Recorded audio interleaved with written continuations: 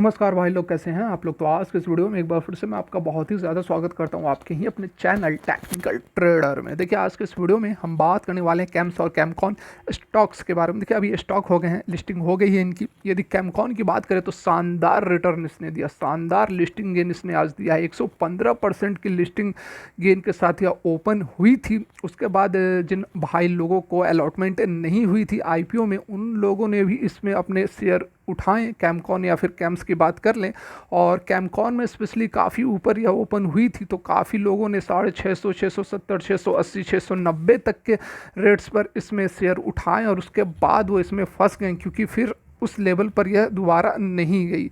आज जो क्लोजिंग हुई है 584 के आसपास क्लोजिंग हुई है, और यह लोअर सर्किट में फ्रीज हुई है। जी हाँ दोस्तों, बिल्कुल सही, 20% का लोअर सर्किट लगा है BSE के ऊपर।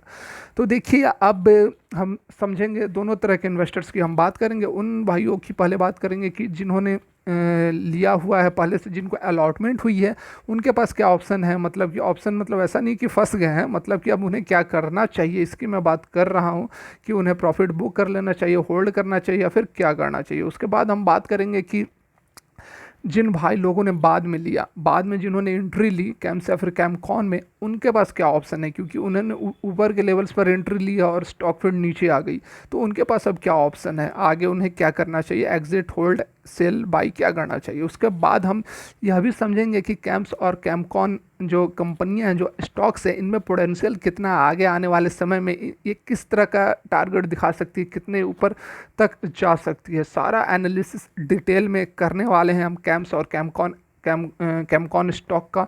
तो रिक्वेस्ट एक ही करना चाहूँगा कि यदि यह वीडियो आपको अच्छी लगी तो वीडियो को लाइक करके हमारा हौसला बढ़ाएं, ताकि और भी अच्छी वीडियोस आप लोग के लिए बना सके। तो चलिए वीडियो को आगे बढ़ाते हैं।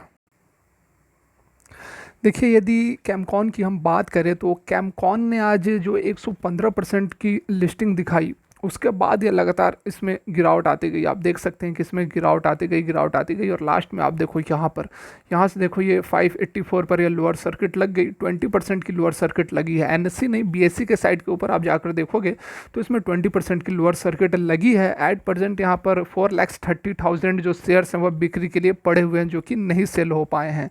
ठीक है, तो देखिए यहाँ पर कल के डेट में इसमें थोड़ी गिरावट हो सकती है, क्योंकि जो शेयर्स पड़े हुए हैं वह अभी कल सेल ऑफ होंगे, कुछ बायर्स आएंगे, कुछ सेलर्स आएंगे, तो इसमें हल्की गिरावट अभी देखने को मिल सकती है। लेकिन देखिए, यहीं से बात खत्म नहीं होती है, इसमें काफ़ी थोड़ी बहुत हमें डिटेल्ड एनालिसिस भी करनी पड़ेगी।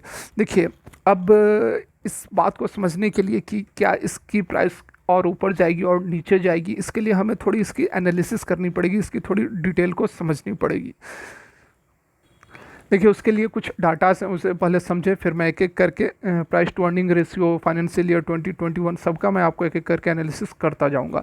देखिए, यहाँ पर जो कैमकॉन है, केमिकल सेक्टर से बिलोंग करती है। सबसे पहले तो यह जिस सेक्टर से बिलोंग कर रही है, वही सेक्टर अभी कोविड के कारण और भी बढ़िया, मतलब ज़बरदस्त पिकअप पकड़ा हुआ है। इसी कारण इसकी जो सब्सक्रिप्शन थी, कैमकॉन की मैं बात कर रहा हूँ, इसकी जो सब्सक्रिप्शन थी 149 टाइम्स से सब्सक्राइब हुई थी, और कैम्स केवल 47 टाइम्स सब्सक्राइब हुई थी, जिसके कारण आपको लिस्टिंग गेन में इतनी डिफरेंस देखने को मिली। यहाँ पर देखिए, जो कैमकॉन स्पेशलिटी है, यह is the only manufacturer of HMDS। ठीक है, भारत में यदि केवल बात करें तो HMDS जो केमिकल है, इसका केवल यही एक कैमकॉन ही ऐसी कंपनी है जो कि इसकी प्रोडक्शन करती है, और विश्व की बात करें तो थर्ड लार्जेस्ट प्रोड्यूसर है। ठीक है, उसके बाद देखिए, उसके बाद आ जाइए CMIC, यह भी एक केमिकल है, क्लोरोमिथाइल आइसोप्रोपाइल कार्बोनेट। इसकी भी अपने देश के अंदर यदि बात करें तो एकमात्र कंपनी है जो कि इसके प्रोडक्शन करती है, और विश्व में फिर से यह सेकंड नंबर पर आती है। और यह जो दोनों केमिकल है, यह प्रिडोमिनेंटली मतलब कि ज़बरदस्त तरीके से यूज़ की जाती है फार्मास्यूटिकल कंपनियों में, फार्मास्यूटिकल इंडस्ट्रीज़ में। तो देखिए, फार्मा की कंपनियों की तो अभी बात ही आप सब जान रहे हैं, ये किसी से छुपी हुई नहीं है। और यहाँ पर देखिए, केमिकल सेक्टर के साथ साथ ये फार्मा सेक्टर का भी काफ़ी मतलब यूज़फुल प्रोडक्ट्स का यह प्रोडक्शन करती है कैमकॉन। तो यहाँ से आपको समझ में आ रही है कि अभी आने वाले समय में इसकी कितनी ज़बरदस्त डिमांड रहने वाली है। और यहाँ पर यह भी आप देख लें कि HMDS, जिसकी मैंने दो केमिकल्स की बात की, वह 43.8% और 13%, इन दोनों मिला के लगभग आप देख लो 57% के आसपास रेवेन्यू ये दो केमिकल्स के प्रोडक्शन से जनरेट हो जाती है, यदि हम बात करें फार्मास्यूटिकल केमिकल सेगमेंट की।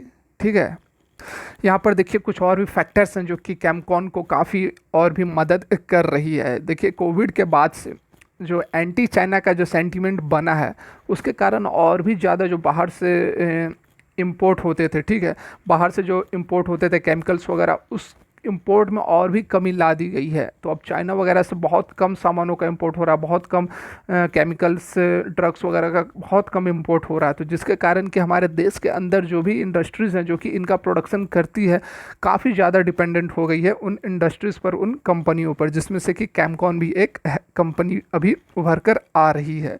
यहाँ पर देखिए HMDS और CMIC जो दो केमिकल्स की अभी हमने बात की थी, जो कि 57% के आसपास रेवेन्यू केमिकल सेक्टर के सेगमेंट से जनरेट करती है, इसके प्रोडक्शन को भी और भी ज़्यादा बढ़ाने की, और भी ज़्यादा बड़े पैमाने पर इंस्टॉलमेंट करने की, इंडस्ट्रीज प्लांट्स की इंस्टॉलमेंट करने की बातें चल रही है। तो आने वाले समय में आपको और भी ज़बरदस्त रेवेन्यू इन सेक्टर से, इन आप कह सकते हैं कि केमिकल ओरिएंटेड जो इसकी प्रोडक्ट्स की बिक्री है उससे और भी बढ़िया यहाँ पर कैमकॉन को फ़ायदा होने वाली है।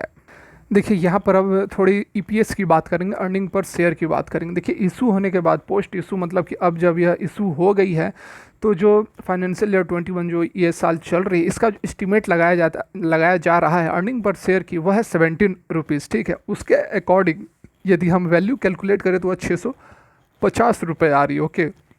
तो एट प्रेजेंट चल रही है 584 रुपये पर और लोअर सर्किट लग गई है, सेलिंग ऑर्डर्स भी पड़े हुए हैं। तो अभी हमें थोड़ी इसमें गिरावट दिख सकती है, लेकिन 2-4-5 दिन के ट्रेडिंग के बाद ये आपको 600 650 के रेंज में ही आपको देखने को मिलेगी, ओके। तो अब बात करते हैं कैमकॉन के कि आपको करना क्या चाहिए। यदि आपको अलॉटमेंट हुई है तो क्या करना चाहिए, यदि आपने बाद में शेयर परचेज़ किए हैं तो क्या करना चाहिए। यदि देखिए आपको अलॉटमेंट हुई है तो आपको मैं कहूँगा कि यदि अभी तक आपने प्रॉफिट बुक नहीं किया तो अब आपको कर ही लेना चाहिए। 600 के आसपास जाती है तो आपको प्रॉफिट बुक कर लेनी चाहिए। यदि आप फुल नहीं करना चाहते हैं तो आपको 70-75% प्रॉफिट बुक कर लेनी चाहिए और बाकी का 30-35% छोड़ देना चाहिए कि आगे यदि आने वाले समय में और भी यदि इसमें तेज़ी आती हो तो आप फिर प्रॉफिट बुक कर ले। मैं उनके लिए बोल रहा हूँ जिनको कि लॉन्ग पर्सपेक्टिव नहीं है, और जो लॉन्ग पर्सपेक्टिव के लिए है, मतलब कि कम से कम 2 से 3 साल तक यदि वो होल्ड कर सकते हैं तो फिर वो होल्ड करें। लेकिन फिर भी उसमें से भी मैं बोलूँगा कुछ ना कुछ अपना परसेंटेज अभी प्रॉफिट बुक कर ले, क्योंकि देखो आप डबल सीधे प्रॉफिट मिल रही है, क्या ख़राब है क्या, है? कर लेनी चाहिए प्रॉफिट बुक, ठीक है। और अब है कि जिन्होंने बाद में एंट्री ली है, तो उनके लिए तो यदि अब अपना उनको समझना पड़ेगा कि वो यदि लॉस में है 650, 670, 680, 690, 700 किस लेवल पर उन्होंने एंट्री ली है। देखिए जो यहाँ पर निकल कर आ रही है, इसके साथ में और भी आपको बात बता देता हूँ कैमकॉन को लेकर कि देखिए इसके जो कंपिटिटर्स हैं, ठीक है, आरती इंडस्ट्रीज़ वगैरह हो गई, और भी हैं 3-4 इसके जो कंपिटिटर्स हैं, एट प्रेजेंट वह ये जो कैमकॉन है उसी लेवल पर ट्रेड कर रही है, अपने पीयर्स के वैल्यूएशन पर यह आ गई है, ठीक है। तो बहुत ज़्यादा अप मूवमेंट इस लेवल से देखने को फ़िलहाल मुझे नहीं लगता है कि आपको मिलना चाहिए। 650 का यहाँ पर बता रहा है EPS के अकॉर्डिंग, यहाँ पर 650 तक की वैल्यू जानी चाहिए। तो नियर टर्म में यही 600 से 650 के बीच में यह स्टॉक जो है मुझे जहाँ तक लगता है कि घूमना चाहिए। तो जिन्होंने बाद में एंट्री ली है तो वह अपना रेंज देख ले कि उन्हें कितना लॉस हो रहा है, कितना लॉस सह सकते हैं। यदि प्रॉफिट है, नज़दीक आ रहे हैं, तो फिर वह एग्जिट कर ले, फिर वह वेट करे करेक्शन होने की। जब इसमें करेक्शन होती है, करेक्शन भी होगी क्योंकि बहुत सारे लोग जिन्होंने IPO में लिया हुआ है वो अपना प्रॉफिट बुक करके निकलेंगे, तो करेक्शन भी होगी। हो सकता है कि 450 तक भी चली जाए, तो फिर आपको वेट करना है करेक्शन होने का, उसके बाद आप एंट्री ले सकते हैं, ठीक है। तो यह तो हो गई कैमकॉन की बात। अब बात करते हैं हम कैम्स की।